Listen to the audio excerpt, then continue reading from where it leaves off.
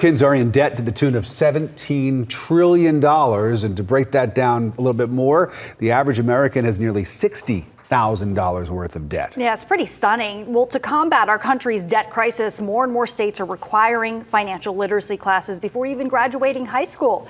Atlanta News First Don Shipman is here now with how a Metro Atlanta credit union is also helping. Good morning, Don. Good morning to both of you. Now, Georgia will begin mandating personal finance education for its students next year. It's going to be one of about 30 states now with that requirement. I sat in as students at Peoples Elementary in Fayetteville took part in mini workshops led by financial experts at Delta Community Credit Union. It's something that Delta does weekly.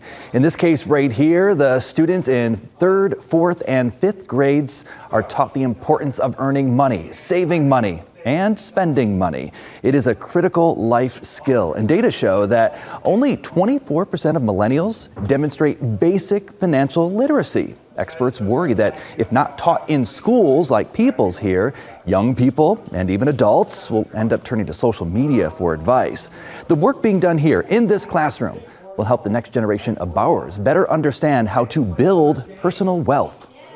One day they're going to be in charge of our government, they're going to be running our businesses, and because of that, they need to already be thinking like the little entrepreneurs and future leaders that they are. Think about the debt that most people have now. And if we were to have these conversations early on, then we can really inspire kids early to think about what are my wants versus my needs.